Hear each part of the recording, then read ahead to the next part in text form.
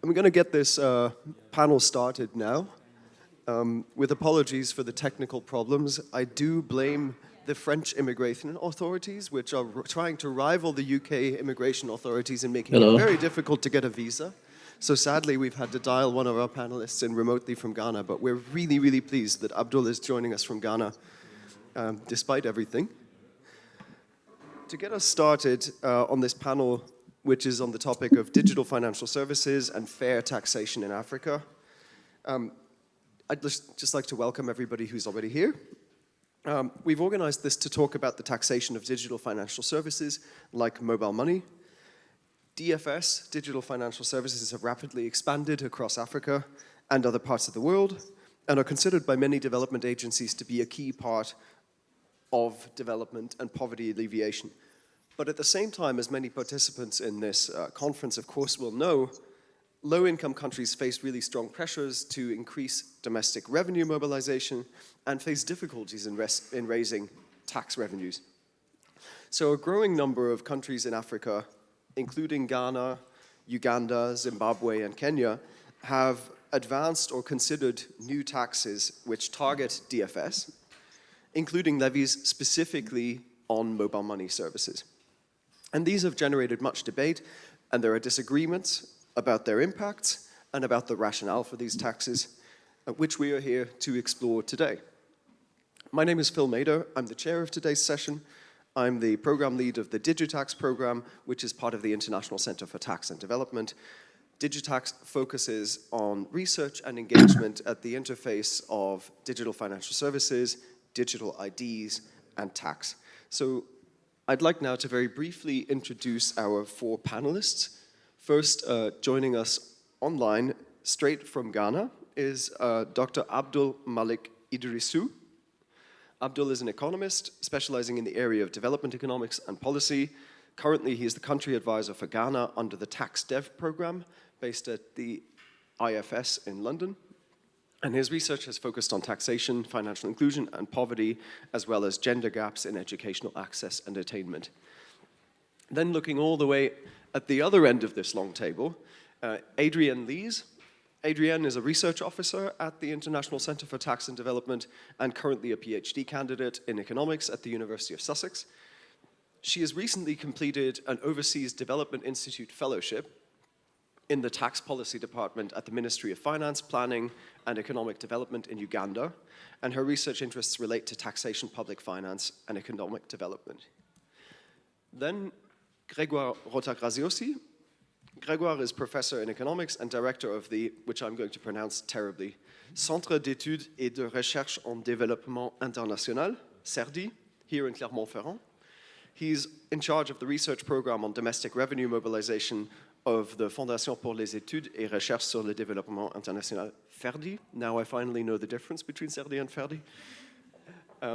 And from 2010 to 2015, Professor Rota Graziosi was senior economist at the tax policy unit of the Fiscal Affairs Department at the IMF. And lastly, but definitely not least, Dr. Fabrizio Santoro. Fabrizio is a postdoctoral fellow at the Institute of Development Studies, where, I should add, ICTD is based.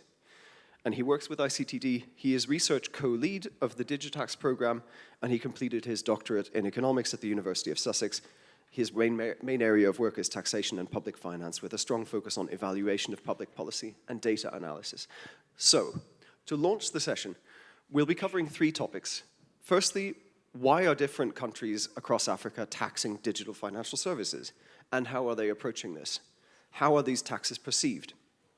Secondly, is the telecoms and mobile money industry, in particular sector, overtaxed or undertaxed in Africa? And third, how can DFS be used to make taxation more effective and fair? So to launch right into the first topic about why governments are taxing digital financial services and DFS, and how these taxes are perceived, I would like to turn to Abdul, who is joining us straight from Ghana, where the government introduced a 1.5% tax on mobile money transactions called the e-levy earlier this year. So Abdul, could you please give us a bit of a picture about how this e-levy has been implemented and how it has been perceived by people in Ghana? All right. Thanks so much, Phil. Thanks a lot, Adrienne, and the rest of the ICTD team. Sorry, can you hear me, Claire? Can hear you very well, thank you. And that you, just so Great. you know, you maybe cannot see them, but you have a good audience of about 30 to 40 people, looking very All excited. right. All right. Thank you so much. I mean, it's really unfortunate that I'm not able to be there in person. I mean, due to circumstances beyond my control. I wish I was there in person actually. So yeah, I think there's an interesting subject area, and what we know is that taxing DFS has actually emerged as an important area of taxation in most low income countries, and including Africa. So in Africa, what we've seen over the past couple of years is that we've seen a big jump in the adoption of mobile financial services platforms, such as the M-Pesa in Kenya, MTN Momo in Ghana. And over the last couple of years, we've seen that the value of these transactions have actually grown quite significantly. To give you a perspective, I mean, using the example from Ghana, between September 2020 and December 2021, we've actually seen the value of mobile money transactions increase by more than 41%, standing at around 58.8 billion cedis as of September, 82.9 billion cedis as at December 2021. Now, in Ghana, because of the increased growth and the value of these transactions, in November 2021, when the government of Ghana presented its budget for the fiscal year 2022, it argued that taxing transactions that were undertaken within what it called the shadow economy, or if you like, the informal economy, was going to be an important way to actually increase tax revenues and introduce and then also bring in the informal sector to contribute their quota to tax revenues. So this then informed the introduction of what is called in Ghana the electronic transactions levy. Now, initially, the government's proposal was to introduce it at a rate of 1.75%, and it was to be applied on transactions such as mobile money payment, bank transfers, merchant payments, and inward remittances. That is, remittances that are coming from abroad. Following the announcement, there was a huge public outcry. I mean, the minority MPs and the general citizenry did not see this as a good tax. I mean, most of the famous arguments that were made about this was that it was going to amount to double taxation, and so there was no need to have it in place. And due to the public resistance, there was a huge delay in this implementation. So running from November 2021 all the way to March 2022. So during that period, what really happened was that there was a huge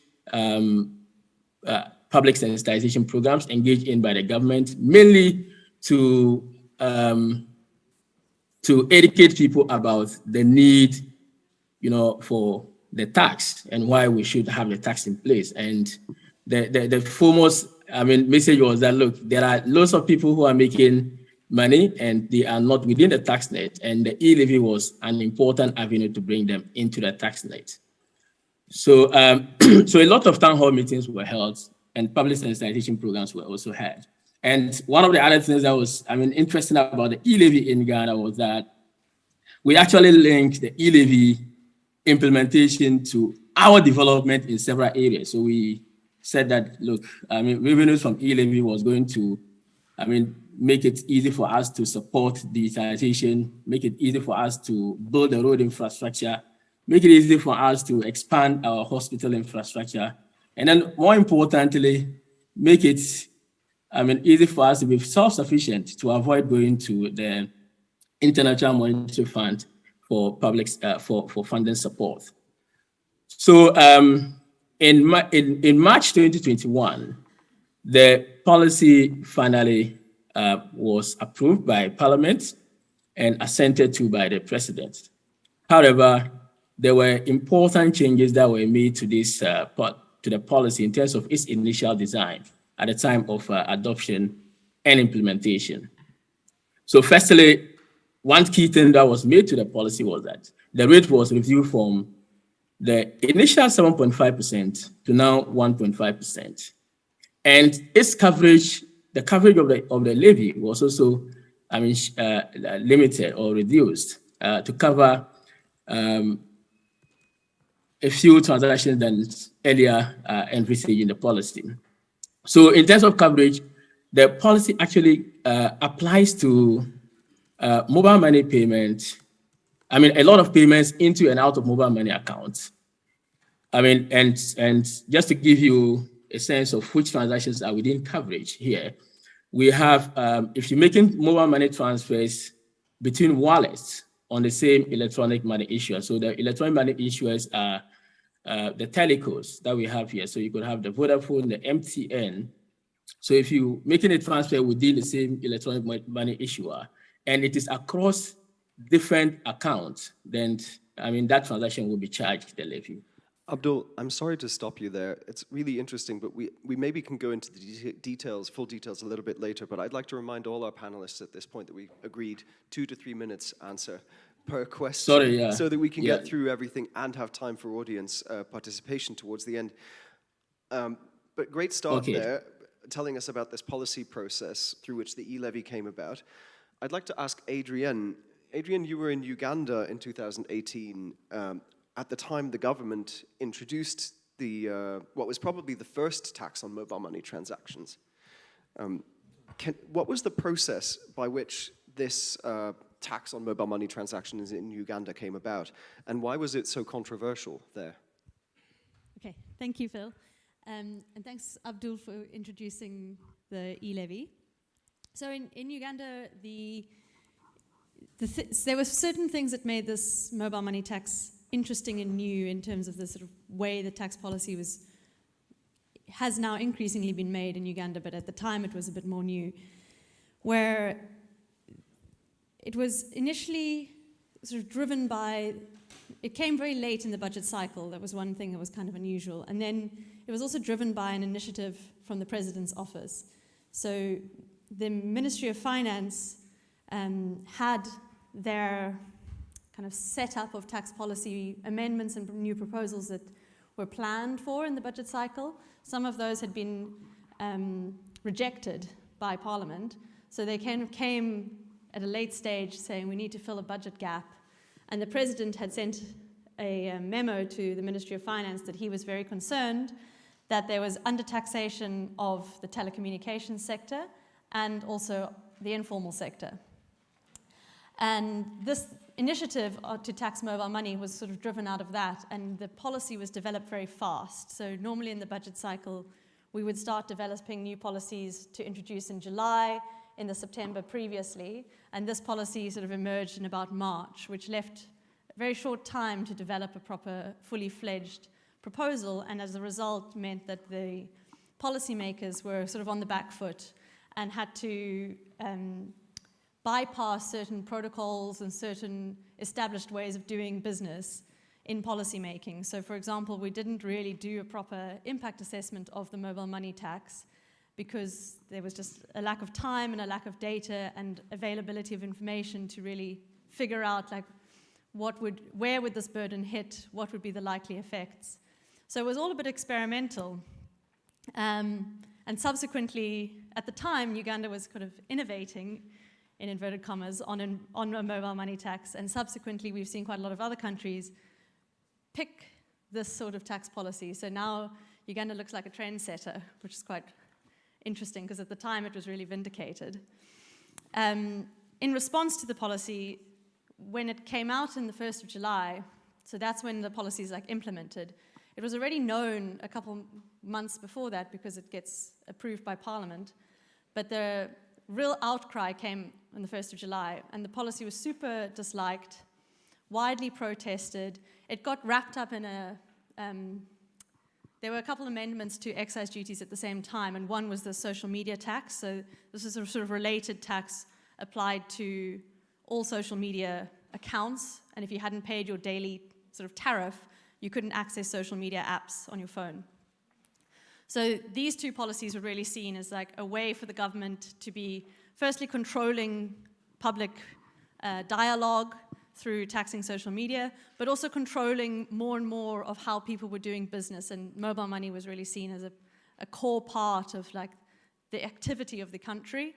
And this was seen as a sort of government crackdown on how people were doing business, and that was unfair.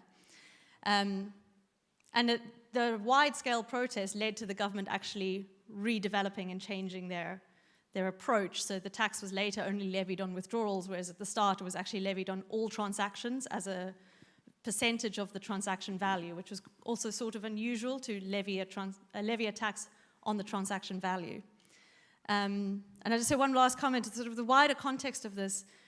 I think that it's kind of indicative of the government in Uganda, or sorry, not really the government, but the Ministry of Finance in Uganda being more subject to political pressures around certain parts of their policy making, especially around the budget, and a declining sort of ability to really counter political forces on parts of the budget cycle that have been like almost sort of captured by the changing political settlement in Uganda. Phil, do I pass this? No. Yeah, thank you. Please, you can pass it to Grégoire. Thanks. So from Ghana and Uganda, we hear about two policy-making processes for these transaction taxes, which then had to be changed after they were implemented, or just right before they were implemented, and both of them still caused controversy. Grégoire, I was just wondering, can you explain to us a bit more about how these transaction taxes, these taxes on mobile money transactions, fit into the broader tax policy framework which has been applied to the telecommunications sector? Yeah, thank you.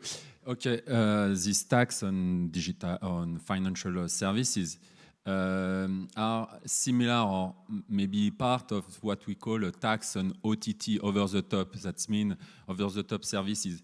That means that you have, for instance, in Benin, they introduce a tax on Facebook. This tax remained for 2 months only. Lebanon tried to introduce a tax on WhatsApp, and there were a crisis. This is a kind of very poor design of tax, and the tax on mobile money is a part of this. Okay, the tax authorities are always looking for new bases to fill some gap, but instead of taxing the operators directly, they always transform this tax into the form of indirect tax, like a tax on turnover of the main mobile phone operators. And they don't take into account the incidence. That means how the tax will be reflected in the price, in the consumer price. It's simpler for the tax administration.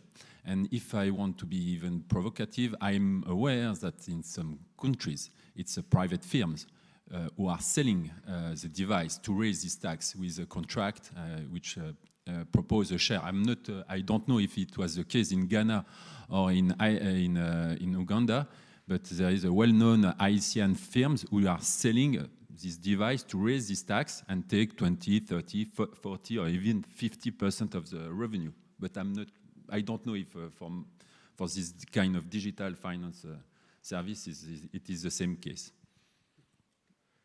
Thank you.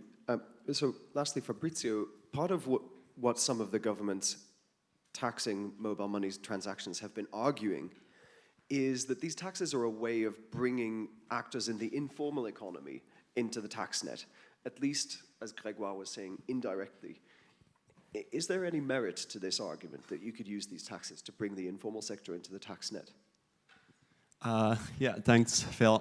So I'll try to take this question from the tax administration angle, the domestic web mobilization agenda. It's a nice question. I think we don't have a clear answer there. At least in theory, the intent is good. The policy intent is good. The idea is to use incentives to boost the identification function of tax administration, find ways to incentivize traders to get out there, register, and be under the tax agency radar. And I'm not surprised that most of these tax policy packages in Ghana, for instance, in Tanzania, in Cameroon, I think as well, all of them include this portion of exempting, for instance, digital merchant payments. So paying traders through mobile money would be exempted from the tax as a way to incentivize formalization. So governments are trying to find ways of enlarging the tax base. Still, I mean, there are merits, there are positive benefits from formalization. There is literature on that. But I think, at least at ICTD, in Digitax, and also beyond that, we somehow accumulated some knowledge, some evidence on all the flows and limitations and challenges that this sort of mass registration campaigns would bring in to the revenue authorities. And I could just summarize them this way. There could be basic administrative challenges. Think about the capacity the tax administration need to manage a crazily bloated taxpayer registry. Most tax administration in Africa tend to be obsessed by registering more and more taxpayers every year. But what about the capacity? Staff is limited. They're not expanding their own internal capacity accordingly. Apart from that, from this very basic consideration, there is this aspect of, on the taxpayer side, there is some recent literature analyzing the equity angle of forcing registration on small traders. Think about subsistence level traders, which have very little knowledge on tax laws, and they have extremely high compliance costs.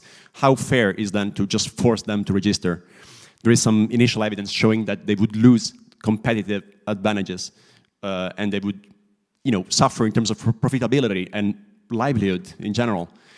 On top of that, what about increasing awareness and sensitizing these new entrants?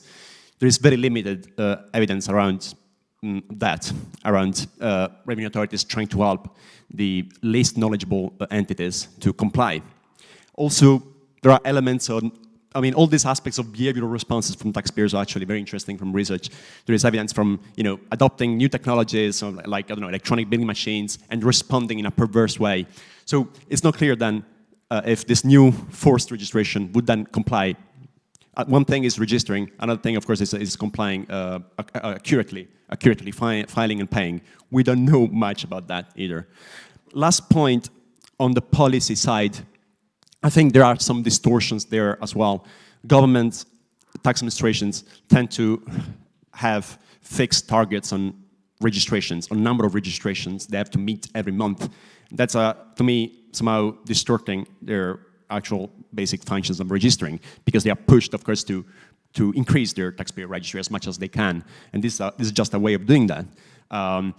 They seem to forget that the existing taxpayers in the registry are not fully compliant. So for me, at least, the priority should be to optimize, to prioritize the high-risk taxpayers already in the registry, instead of, again, being so obsessed with enlarging taxpayer registry. Thank you. Thank you very much. So that's really interesting, just to note that these taxes have not just been about taxing the transactions made by informal sector actors, but also about they're part of the broader formalization drive by incentivizing firms to formalize. So that wraps up, in a way, that first topic about why governments are taxing digital financial services and the policy processes behind this. As a second topic, we wanted to think about just more the broader context. Is the telecom sector, the mobile money industry in particular, in Africa, overtaxed or undertaxed? And I'd like to turn first to Grégoire, because Grégoire, you argue in a recent paper that the telecom sector in Africa is not undertaxed at all, in fact, overtaxed. So can you explain a bit more why? And you've sent me 2 slides, which I'll go through for you. Thank you, Philippe. Yeah, we wrote a paper with Faisal Sawadogo, who is a PhD student in CRD. He should have presented, actually, he should have presented everything instead of me, because he's far better than me, but unfortunately, he's already at the IMF before working in the tax policy division, even if he didn't defend for the moment his PhD. Whatever. So we wrote a paper where we compute the average effective tax rate for representative mobile phone operators, which operate a mobile phone license for 15 years. Yeah. Great. And we try to take into account all the tax, direct tax, and also some indirect tax that a mobile phone operator will have to pay. And there are a lot of special indirect tax that a mobile phone pay to operate the license. We take also account the fees to get the license and so on. And as you see, here is moreover over 15 years with a discounted analysis and so on. It is the tax burden that the mobile phone operators support. So for instance, in Niger, the tax burden is above 100%. So the firm will lose money, and Orange, the famous French mobile phone operators, left Niger. And we, at the beginning of this paper, we had also work with Orange, and we explained that they were losing a lot of money, which is true. So you see, this analysis, we try to summarize in one measure the tax burden which is applied to a mobile phone operator. It's a similar approach than what we used to do in the mining and petroleum sector. And so, for instance, the next slide, please, we can compare this burden with the same mining company, a gold mining company, which has the same pre-tax profit. I mean, before any royalties mining, CIT, and so on, we take a gold mining company which has a 60% of margin, and we compute also representative mobile phone operators with a 60% of margin over the 15 years of operation. And what you see in Ghana, it's almost, it's quite good, because in Ghana you have a burden around 50%. That means 54 for the telecommunication sectors. That means theoretically, of course, so without all the issue regarding corruption and so on, and transfer pricing and so on. But theoretically, given the laws in this country, the government takes more than half of cash flow generated by the mobile phone operators. And it is quite similar for the gold mining firms which operate in Ghana, and Ghana is famous for the gold production. You see in other countries, there is effectively the mobile phone operators seems to be overtaxed if you compare to the standard firm without a special tax regime. So it's a gray bar, and it's even worse because often in several countries, in a lot of countries actually, mobile phone operators are more taxed, significantly more taxed than mining companies. And why? Certainly because mining companies are older in the business of lobbying and manage to get nicer mining codes, while mobile phone companies are often, a large part of this tax are also, as we said previously, indirect tax. So it impacts the profitability, but it impacts also the price of the services which will be sold by these firms. Okay, thank you. Thank you very much, Grégoire. So theoretically, not considering some of the practical issues like negotiation and transfer pricing and so on, despite these concerns about the way telecoms are taxed, the reality remains that most African countries have extremely low tax to GDP ratios, and they struggle to raise enough revenues with which to do things like service debts and provide public goods and invest in development. So Adrienne, I was going to ask you, is there something to be said about why, perhaps despite these concerns, the sector-specific taxes might still be appropriate against that background? Yeah, thanks. So in low-income countries, telecommunication firms are often amongst the highest contributors to many taxes. I won't disagree with Grégoire on that. And also theoretically, like he's shown, you know, there are certain sector-specific taxes that will inflate that tax burden. Sort of on the other side of this debate is, where might sector-specific taxation be appropriate? And I think in principle there's sort of nothing wrong with sector-specific taxation, and it's used in a lot of industries where there are a limited number of players possibly able to, well, they are deriving a large part of their value from tightly controlling a locally owned resource. So for example, in oil and mining, the examples that Grégoire contrasted against as well, so telecom sits, I think, within that bucket. And in these cases, the case for sector-specific taxation is strongest, where you have a limited number of players who are in a strong position to exploit their market position and extract high, or at least pass on high consumer prices. And in low-income countries, you also find that you have weak tax administration, or at least limited tax administration capacity. So they can't keep up with the corporate planning, the tax planning activities of these large multinational firms who are really able to profit shift, to exploit intercompany charges, creative tax planning schemes.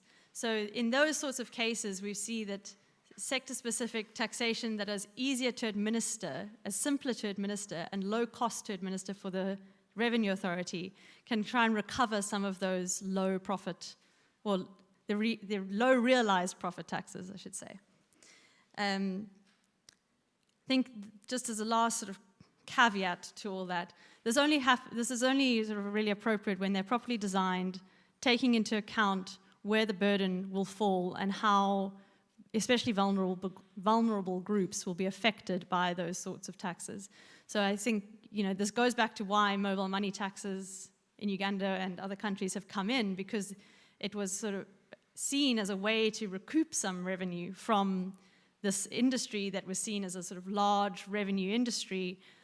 In the end, those mobile money taxes and the way that it's designed in Uganda, it falls directly on the consumer and very indirectly on the firm. You know, maybe they adjust their prices to kind of offset some of the tax because they don't want to lose their customers, but that would be like a very indirect way to target the revenues of a sector where you think their revenues might not be fully, or their taxes aren't fully representative of the revenues that they're earning. So it needs to be carefully thought out, but I don't think sector-specific taxation should be off the table. Okay. Thank you. Turning to that last point about the vulnerable, so bringing Abdul back into the conversation. Abdul, if it's true that taxes on mobile money reduce usage of digital financial services, I guess particularly amongst the most vulnerable, then what is at stake?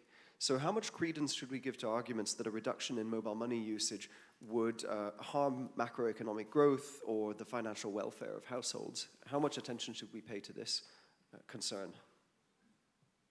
Yeah, thanks, Phil. I think there's a very... Oh, the joys of Zoom.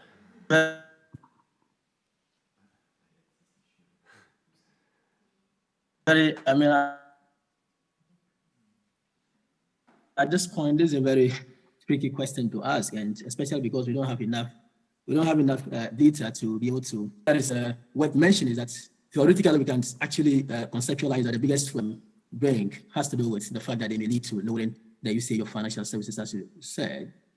Indeed, we do know that. Mobile money have actually led to an increase in the extent of adoption of financial services, and more importantly, bringing people who hitherto would not have access to formal banking services, roping them into the formal sector, and the only channel through which they connect to the formal financial system is through the advent of mobile money. We know that in most places in Africa and elsewhere, the presence of either bank branches or automated teller machines are not available in very remote places. And so for such locations, the presence of mobile money services is clearly the only way these people are connected to the formal financial system. But yet, the extent to which the taxation of mobile money services or digital financial services will hurt financial inclusion is something that we cannot, say categorically in terms of the impact because we do not have enough information to unpack this.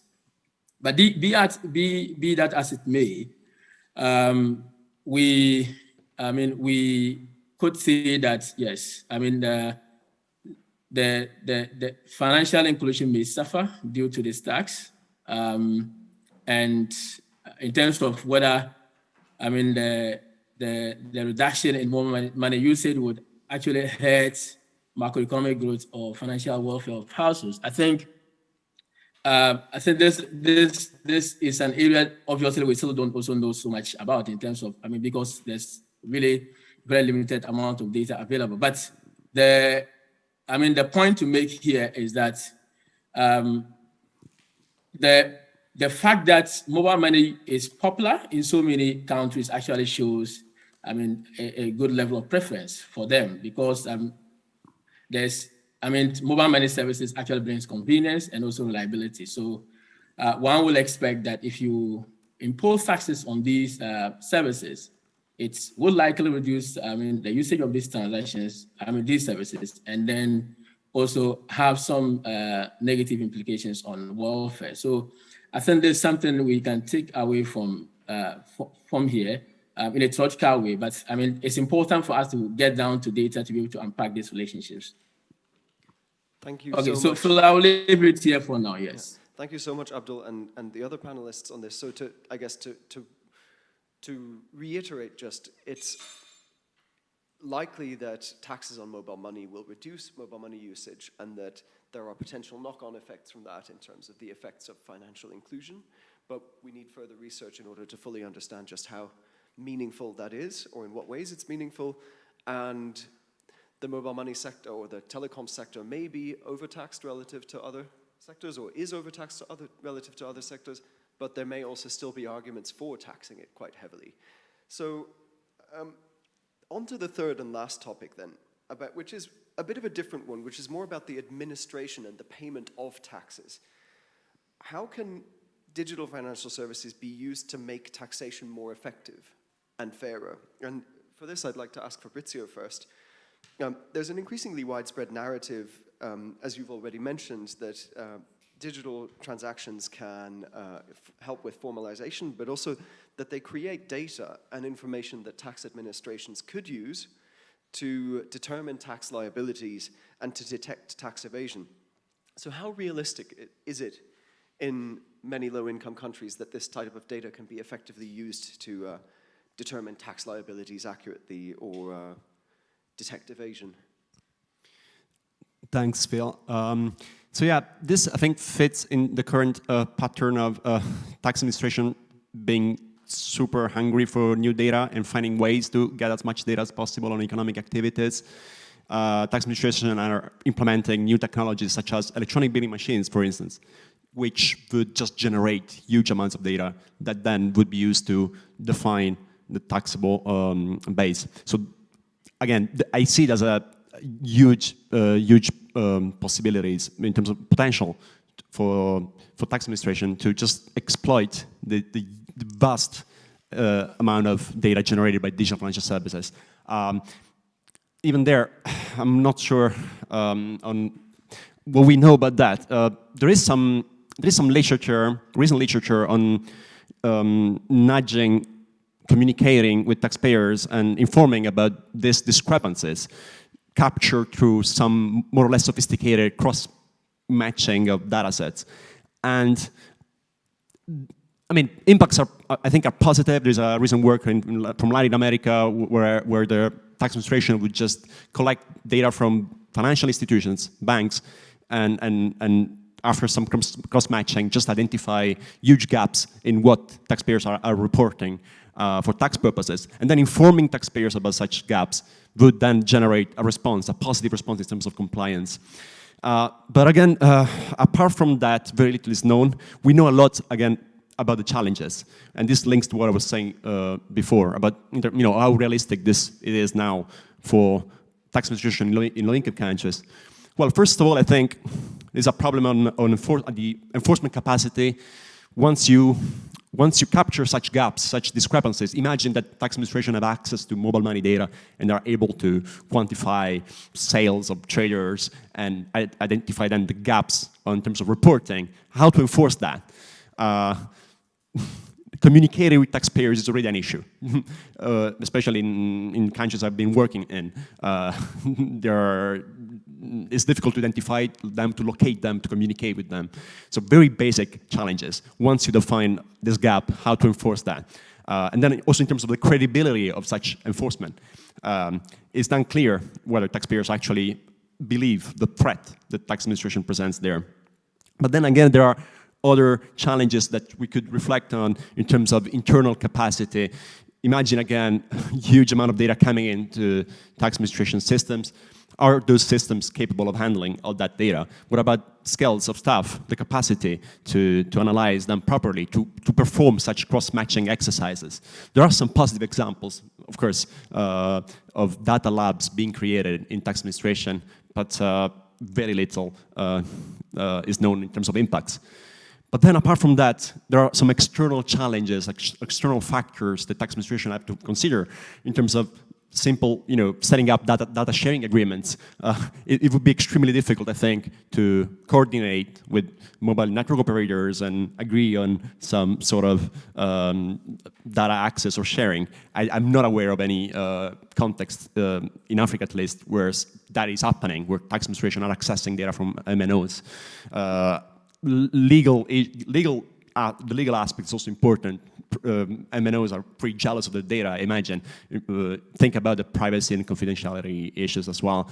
How to overcome that is still, the picture is still very blurred. There are some positive examples. For instance, we are doing a work in Uganda now, whereas the URA is setting up data sharing agreements with different national institutional bodies. I'm talking about government institutions, okay? So it's not MNOs, but still we believe that what we're gonna learn here from such a case would somehow also shed light on the possibilities of collaborating with MNOs and sharing data. So I hear you saying data is nice, but it's only as valuable as the analysis you can perform on it. Adrienne, I know some of your research has found that you can digitize tax assessment, so in that sense also get clearer data on the taxes people should be paying, but that doesn't necessarily mean people will actually pay digitally or that they'll even comply more with their tax bills. So what are some of the potential explanations for this? Yeah, so many countries, around the world have e-filing and e-payment or linked e-payment systems. Sorry, I wasn't talking into the mic. Many countries have e-filing and e-payment systems fully rolled out. So you're filing your taxes electronically and that's linked to a payments portal, and the theory is that this is going to streamline your tax compliance, that it makes it much easier, yet that data can be automatically cross-checked, so returns can be pre-filled, and by reducing the number of interactions that you have with tax officials, it also lowers the potential for corruption and bribery to take place. So it's a lovely picture in theory. But in practice, so what I've seen in my own research is that it doesn't obviously, those advantages don't obviously appear in low-income countries. So this is all sort of examples of why that doesn't happen rather than, I can't give you sort of hard numbers on this, but why doesn't it happen that these e-payment and e-filing platforms get taken up? So in one case, the electronic solutions of this nature are quite expensive to roll out. So if your business is already not very digitally enabled and now you're going to pay your taxes digitally, it's not clear to me why you would adopt digital tools for your business just to do taxes. You might rather opt out of participating completely. Then we also see that compliance costs for these digital tools, especially for small businesses, are quite high. So not just the cost of adopting, but the cost of actually using it. So you're paying for data so that your system is online and speaking to the revenue authority system, or you're paying fees to do internet banking or to pay electronically. It's not that this stuff comes for free, right? You might not be having an interaction with the tax official, but there's a cost on the other side. Then I've also found in my sort of field work that quite a number of businesses have a low level of trust in digital things, digital receipts, electronic invoicing systems. They're not convinced that this is actually remitting data correctly, and that they're not convinced that it's going to be seen as legitimate by the tax authority if they get audited. So the example that I always go to is in Uganda, e-payment is possible. So you can theoretically pay your taxes online or by bank transfer or something, credit card even. So even if your business is already doing all that in the interaction with customers, why aren't they paying then taxes online?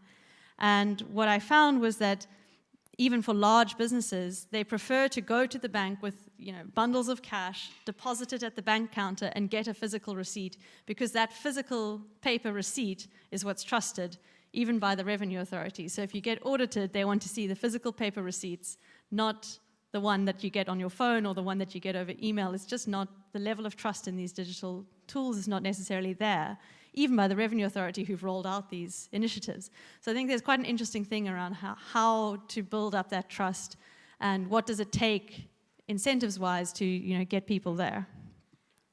The last thing I would say is that actually Fabrizio's research has also found this, so he might say more, but quite a number of these digital tools are made mandatory, and then the compliance with that is quite low. So even though it's mandatory, people aren't actually doing what's mandated. And what we find there is that it might be driven by a sense that the risk of enforcement is quite low. So you can just sort of slip under the radar, and the tax authority has mandated something but actually won't enforce it on you. And this kind of goes back to the conversation around formalization of businesses, and a narrative that maybe this is prematurely formalizing businesses and they're not ready to participate fully in the tax economy. Okay, so to sum up again, tech is great, but we need to understand more what makes people willing and able to use it. Abdul, about the Ghana e-levy, are there any initial insights yet at this stage in terms of whether this mobile money tax has reached its revenue targets or the other targets mentioned, such as encouraging formalization?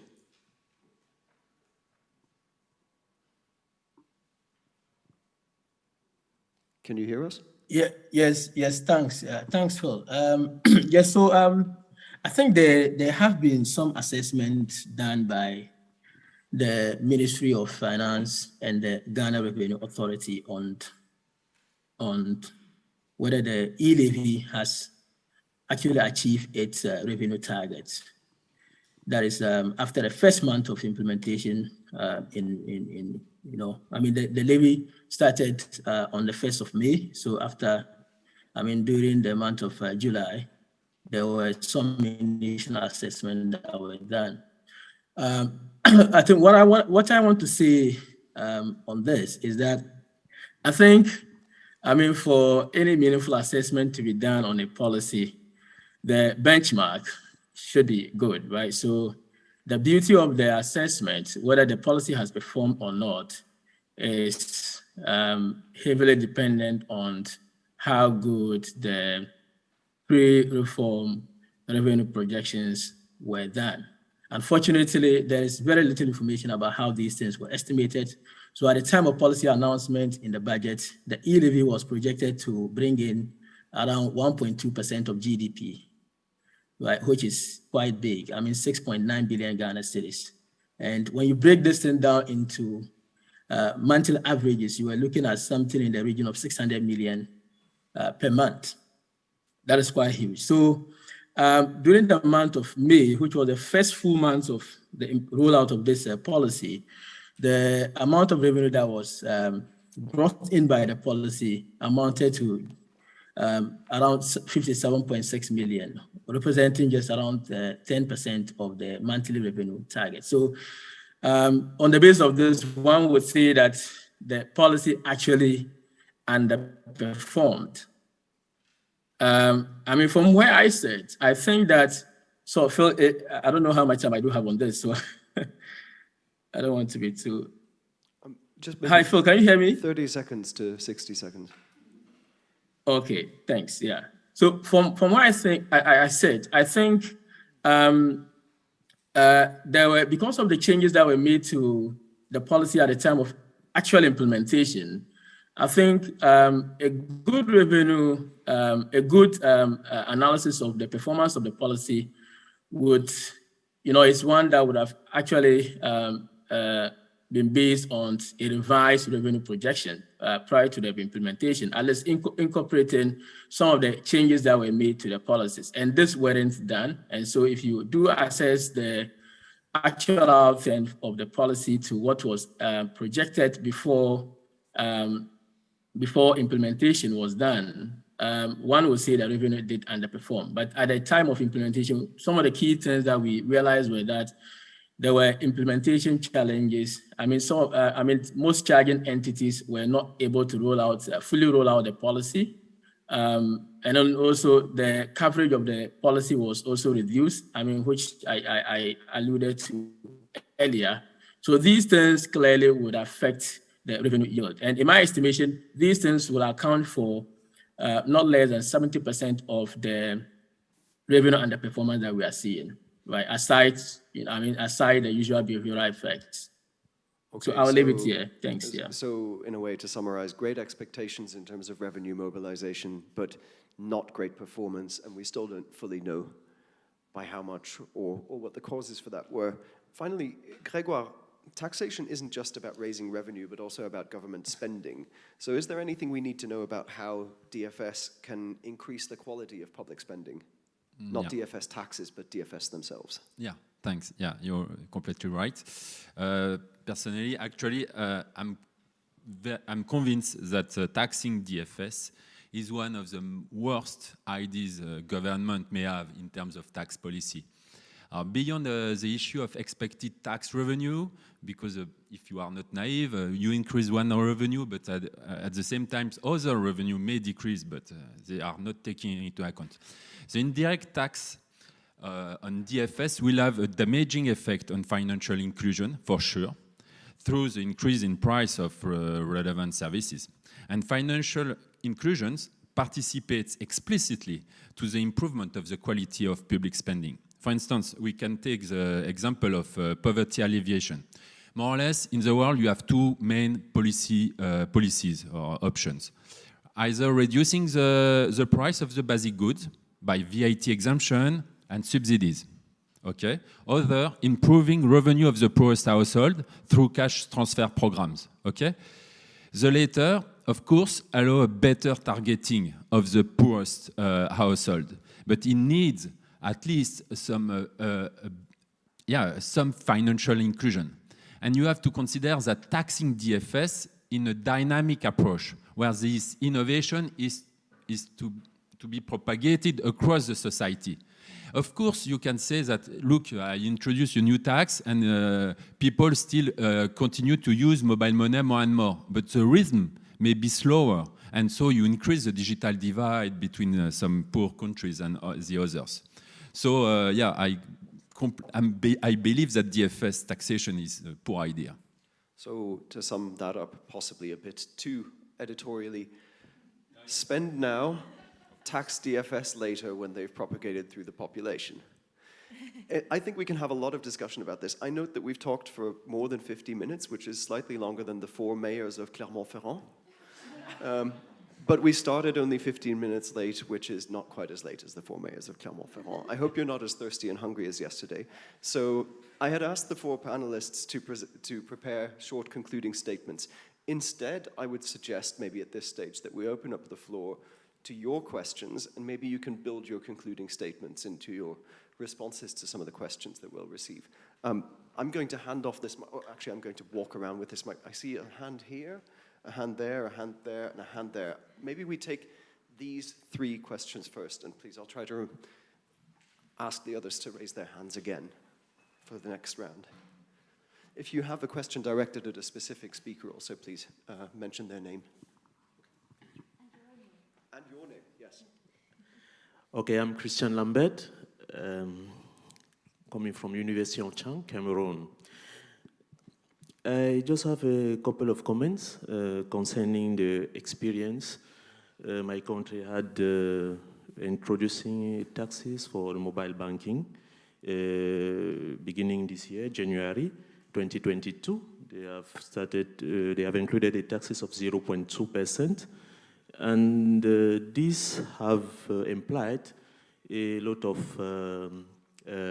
discussion and a lot of household reaction, because at the end of the day, the enterprises were just transferring the taxes to the household issue by not decreasing the transaction cost, just had the taxes. And some of them were about to review even the transaction costs as an increase. Given this context and the fact that there are other countries that have experienced the same taxes some year before, some the same year like Ghana, and others like Senegal who have removed the taxes.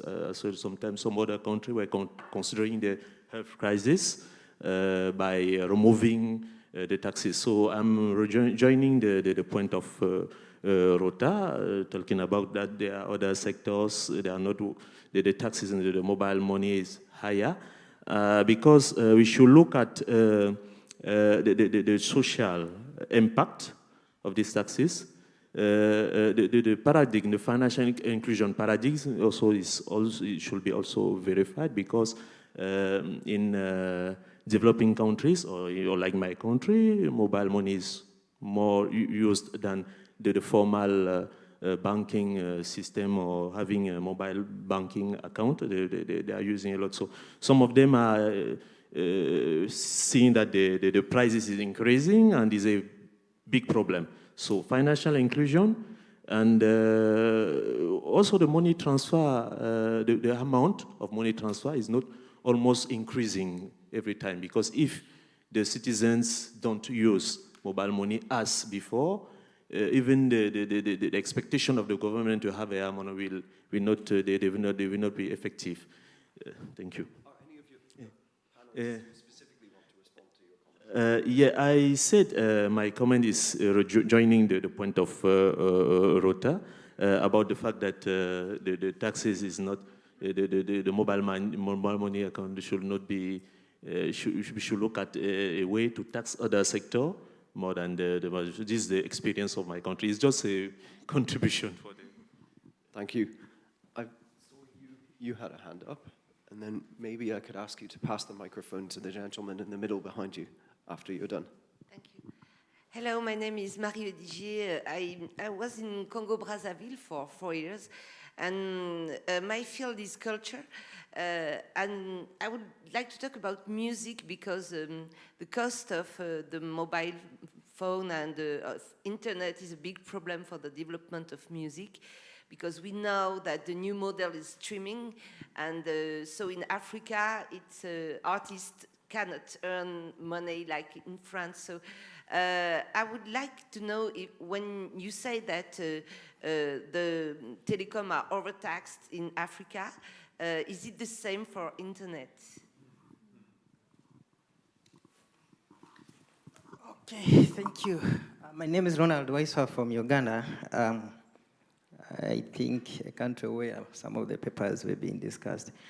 My question goes to Mr. Rota on whether the telecom sector is overtaxed or undertaxed. So my question is it about being overtaxed, or they are just large revenue contributors? Because when we say that they are overtaxed, is it that they are having different or higher tax rates?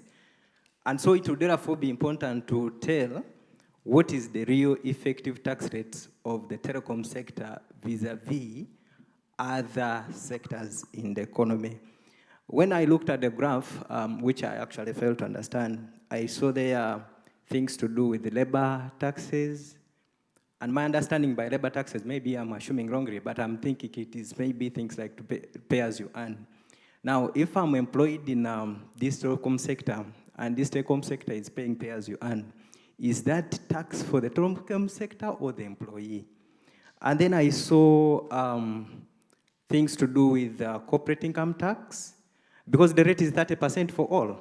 So are the values there on the graph the contribution to corporate income tax or the tax rates for corporate income tax?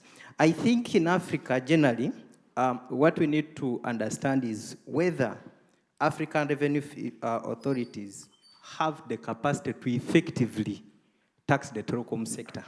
I think that is where the problem is.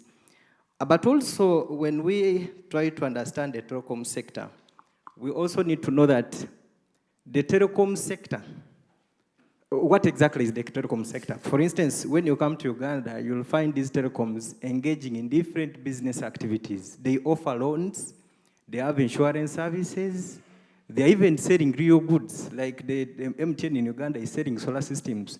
So what exactly is the telecom sector? They are all over in different business sectors. The other comment I also had is on whether a tax on mobile money can reduce the usage of mobile money. I really don't think so. Because if they tax and they say we are not going to use mobile money, what else will they use? Will they walk and take the money to Paris? It's not possible. So even if the tax is there, people will definitely have to use the services because it is the only option they have to use. The reasons we had the protests in Uganda when they introduced mobile money and social media tax, which is called the OTT, is simply because they were direct taxes. So people saw the 200 Uganda shillings that they were paying, and that's why they were complaining. The tax is still there. It was put on internet data, but because now they don't know that they are taking the money, they are happy paying it.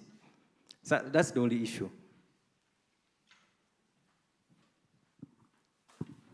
I think maybe we let Grégoire respond first and then pass the torch to the other panelists. Okay, for the first question regarding music, it's more an issue on the tax avoidance, or so it's more an issue regarding corporate income tax on the big platforms, international platforms. The Pillar 1 of the globe approach of the OECD tried to address this. I know that there is a platform, I don't remember if it's Deezer, who agreed to pay in each country a part and then to organize the distribution of this transfer to the musician of the country. Even Congo is concerned. I'm not sure that it's Deezer, no? No, it's not Deezer. Ah.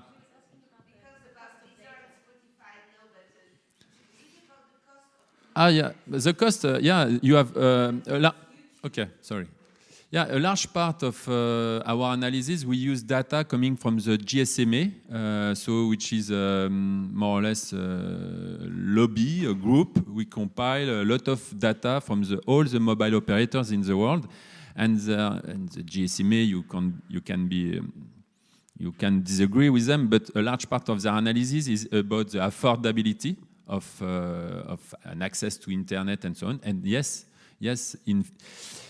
and to reply also to the second question, yes, the mobile phone operators, the internet providers are more taxed in Africa than in Europe, and are more taxed than other economic sectors. And yes, in some countries, it is overtaxed because it is above 100 or above 80 or 90%. So yes, it's overtaxed. And then you can imagine that in this country when you reach an average effective tax burden around average effective tax rate around 80-90%, everything can be bargained, and so it's a source of corruption.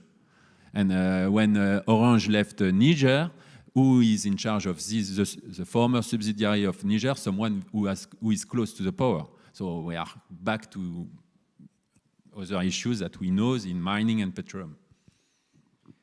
I would wonder if Abdul might want to come in on the point raised by Ronald from Uganda, just on is it likely to reduce usage?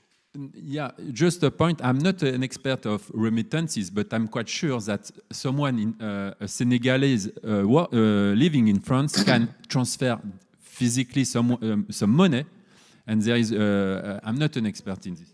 No, not using electronic device, just by some kind of family region. You are Hawala. Hawala system. You know better than me. Maybe you can discuss. Oh, I'm not an expert in the Hawala system either.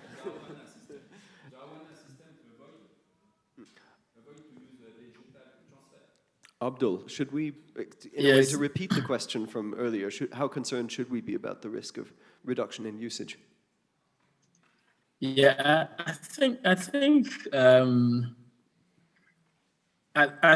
actually, I mean, it's maybe over the short term, one would expect the imposition of these taxes to lead to some decreases in the usage of mobile money, platforms, especially, so if you're looking at it in terms of transactions that are conducted within, economies, so where you see people actually, those who do business, and I'm sitting at location A and I'm doing a business with someone in location B, and my mode of payment could either be cash or paying through my wallet. So, people may respond to the imposition of these taxes by actually switching back to cash-based transactions. So instead of paying the person through my wallet and then getting taxed by the system, I would rather go and withdraw the money from my wallet and then go and pay cash. But again, as I said earlier, these platforms actually introduces what we call convenience and reliability. So people would have to trade off the convenience that comes along with this with the amount of tax that they are having to pay if they are on the platform. So I think that within the short term, there may be some switch to cash-based transaction, but in the long term, I think that that will actually die out, and people may just see it to be normal, and then they would stay within the. We wouldn't see the tax actually having a big dent on the usage of the platforms in the long term. Okay, so none of the questions was really directly addressed to Fabrizio or Adi, but that doesn't mean you shouldn't get a quick response either if you have one. Yeah, very quick, good question, Ronald.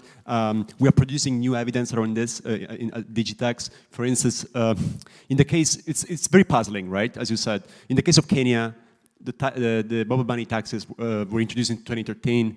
We don't see any negative repercussion there on usage. We don't know exactly why.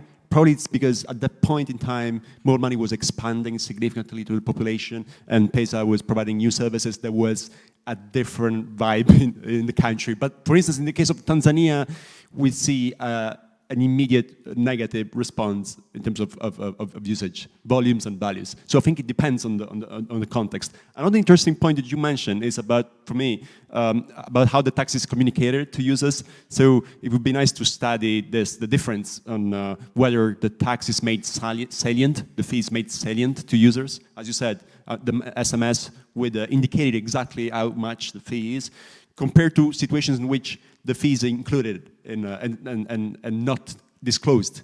Behavioral responses could be usually different there. Okay, thank you, Fabrizio. I'm pleased we can fit in one more round of questions and answers. I'd say short and sweet. Yes? Cool. Abdul? Yeah, so just to add that, I think one other point we need to take note of is the fact that the design of the policy actually matters a lot here, right? So in cases where, some transactions are excluded, you will still, see people adopting the service, and then, it will be difficult for people to actually withdraw, because if some very primary and basic transactions are excluded from the tax, then one would not really expect, a withdrawal from the usage of the platform. Thank you. Very good point also with reference to Ghana, which has quite a complex set of exclusions and inclusions in the tax, and that's important to note. I saw some questions on this side. I've noted 3 people mentally, and I think I've forgotten a 4th question. Great. Over on that side, who had raised their hand?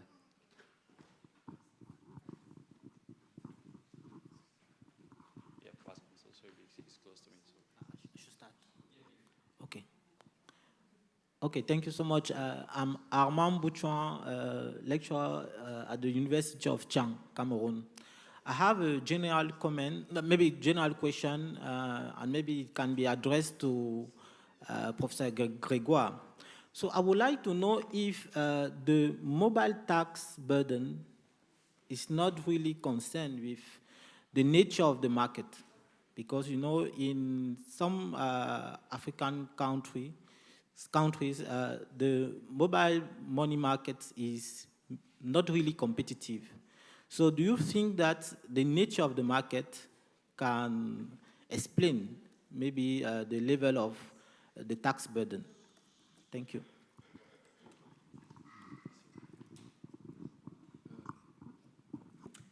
Thanks a lot. Dimitri from GIZ.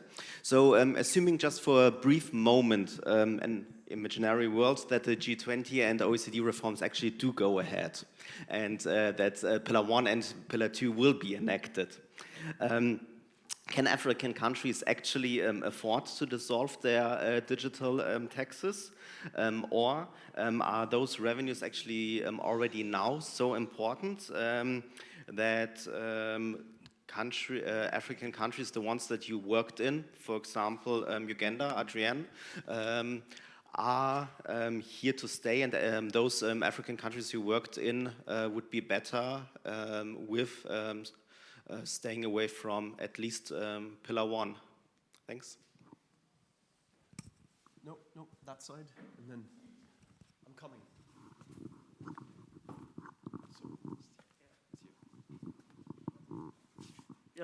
Thank you so much. My name is Ronald Ochen from Uganda. I work at an independent think tank at Makerere University in Uganda.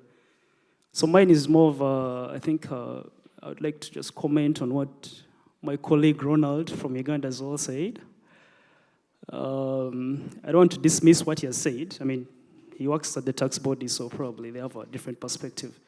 But there's a lot of, I think, empirical evidence that has shown that actually taxing mobile money has a negative effect on usage. And usage in terms of volumes and transactions. Value of transactions. But again, he could be looking at it from a macro point of view. But probably from a micro point of view, we are looking at the frequencies with which you say, for example, per individual is transacting could have reduced. But from a macro perspective, it could be very hard to realize that. Actually, there's a paper by UNCDF that has showed that the imposition of mobile money in Uganda, the 0.5% tax on mobile money usage, has actually caused a shift. It actually instigated a shift in amongst the usage of mobile money, amongst the income levels. If you're looking at the low-income people, actually, the high-income people, there was a shift resorted to using agency banking services because it has more negligible taxes. The poor people, the low-income people, actually had to reduce more on the transactions, the frequencies in which the transactions they were making. So I think for me, like from a policy perspective, I think we also have to be cognizant that also governments in developing countries are this time around pushing for DRM, domestic revenue mobilization. So to realize some of those goals or objectives, I think we need to increase our tax bases as developing countries. So the issue here should be what tax rates should we impose on mobile money, but being cognizant of the income levels so that we don't cause a strain on the poor people. Because the poor people in the rural areas normally receive remittances from their relatives in the urban centers. So the issue is about what tax rates should we impose on them? Should they be proportional? Should it be that the high-income people pay more taxes on mobile money as opposed to the low-income people? So that's something we could, think about. Thank you so much. All right, thank you. So the arguments for... All right, I'm Daniel Amwa from Memorial University in Canada, originally from Ghana. The arguments about the introduction of mobile money taxation is to include the informal sector and also to broaden the tax base. But if you look at the introduction of these policies in most countries, it has become unpopular. You see the issue of multiple taxation and its effect also effects on financial inclusion and digitalization of the economy. So, I mean, in analyzing all this, I think the problem has to do with planning and design of these policies. You know, in Ghana, when the introduction of the e-levy was done, the argument was that those who pay below a certain threshold will not pay taxes, but evidence prove otherwise. I mean, those people are burdened. I mean, and as Adrienne said, in Uganda, when you pay through mobile money, it's not seen as credible. You have to show paperwork and all those kind of stuff. So my problem is that looking at this mobile monetization, those in the informal economy, the poor and the vulnerable, are more burdened. So it's about the policymakers should sit up and look at policy design that will help take care of this poor and vulnerable so that they will not be overtaxed. You know, there has been a lot of negative effects on this taxation, and it does not augur well for the poor and vulnerable. Thank you. Thank you very much. Who would like to go first? Yeah, Phil, I think this is, sorry. Abdul, please. Yeah, I mean, just to speak to the issues raised by the last participant. So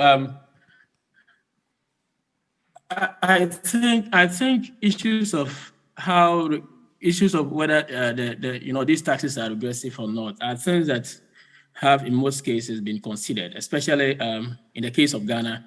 Those issues have been considered, and as he was saying, so we do have some transactions. I mean, we have a certain threshold of transactions per day per person, which is excluded from the tax. So, and the idea behind that is to just ensure that you do not impose an additional burden on the poor or vulnerable. So, I think, I mean, in Ghana, these things have been considered quite seriously, and what we have currently actually is one that has taken into account the concerns raised by a lot of stakeholders here. So, for instance, in the initial design of the policy here, there were transactions or there were agents.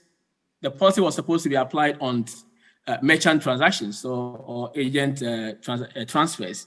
And these people who were working within that space actually did make their submissions to the president that is going to lead to some displacement in the sector and all that. So then the government responded by actually taking away agent transfers or merchant transfers from the scope of the levy. So in terms of design, I would want to say that the idea about whether the policy would affect the livelihood, the incomes of the poor and vulnerable is one thing that has been considered in most places. And so this is not something that is not yet being done or practiced. It's been done in Ghana, for example. And so one is actually yet to see, whether what we have is actually addressing that or not. And I'll just end with my concluding remarks here. So what we need really is to have a good level of data to be able to do some evaluation on these schemes or taxes, to be able to inform ourselves about whether these taxes are actually having impacts on a range of development outcomes in terms of whether it's hurting the poor more than the rich, or it is reducing the extent of financial inclusion. Okay, over to, I guess, Grégoire, then maybe Fabrizio and Adi first, then... yeah, I think you haven't spoken for a while. No. Yeah. All right, I'll just have a female voice here again. I'll just respond quickly to Dimitri and not Ronald. You are a Ronald Macarere, right? Yeah. Okay. So Dimitri, yeah. So these mobile money taxes. I really know the Uganda case, and I can't speak really for the percentage of revenues raised in other countries, but in Uganda's case, I think the mobile money levy raises like under 2% of the total revenue collected by the government. So that sounds like a little, right? Like 2%, what's 2%? But it is a non-insignificant number of shillings that are then fed into the government budget. So the question, I'm not a BEPS expert, but the question does become like, if you take out this source of revenue, you will ultimately need to replace it with something else. And like, where does that revenue come from instead? You know, are there better ways of doing this? For sure, but the government is always facing that trade-off, and they're not oblivious to their other objectives. So, you know, governments aren't just making policy in a vacuum. They are kind of considering the trade-offs that they're facing. Yeah, so it's not an insignificant amount of money, but it is quite small. Then to Ronald, I don't know what rate is optimal, but what I think is interesting is something that you raised about the shift in behavior. So the one thing that I think could be done better and more carefully is these levies. So the one in Uganda on the mobile money, it only applies to mobile money transactions, but there's other transactions that are sort of equivalent, like agency banking, that aren't taxed, right? So what you're doing is kind of creating distortions in the market by applying taxes to some things and not to other things. And I think if you're approaching tax policy design in a more careful way, you want to think about those distortions, and is it a distortion that you want? Is there some reason why you want to shift people towards agent banking and away from mobile money? But that also seems like counter to some of the other government objectives around financial inclusion. And if you look at the financial inclusion strategy, it's all about promoting the growth of mobile money. So you kind of have to think, well, why would you create a sort of difference in your market, and is that really necessary?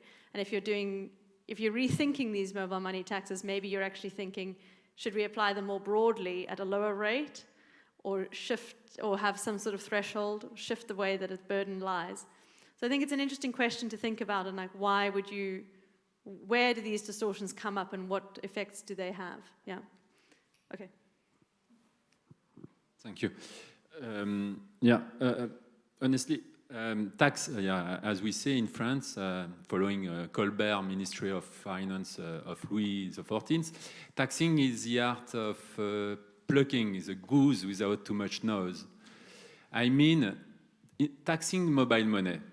If you are at the beginning of the process of adopting this innovation, then any tax will reverse and will reduce the digitalization, financial inclusion processes. But if the market is already mature, that I mean 90% of the population has adopted mobile money, then you can tax these services quite at a high rate, because the elasticity of demand will be relatively flat. And so that all the purpose of a dynamic view of tax, the question is not what should be the rate, the level of the rate. Is it when should we introduce a new tax on an innovation? And unfortunately, in Africa, in a lot of African countries, because it's an ongoing research paper that I'm doing with some PhD student, but the tax are introduced too early and often pushed by some private company which sell this solution to the tax administration or to the Ministry of Finance. I'm finished. Just to add very quickly on your comment, the participant from Ghana, very good point. I think something yesterday in the plenary session has been said around that, about the need of doing accurate research and forecasting and simulating of impacts before actually implementing any tax policy.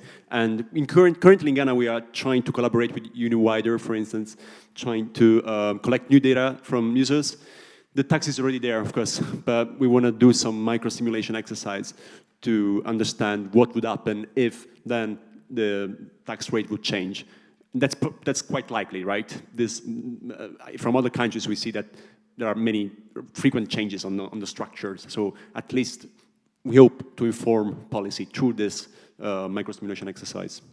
Thank you, Fabrizio, for finishing off by plugging our very interesting research agenda. This topic is our bread and butter, and you'll see a lot more research coming out from the Digitax program on these topics. I'd like to thank at this point our panelists Abdul, Malik, Iddrisu, and Grégoire, Rota, Graziosi for joining us today, and my two colleagues, Adrienne Lees and Fabrizio Santoro, for serving on this panel as well. And thank you all very much for your attention and patience. Bon appetit. Yeah, thanks everyone.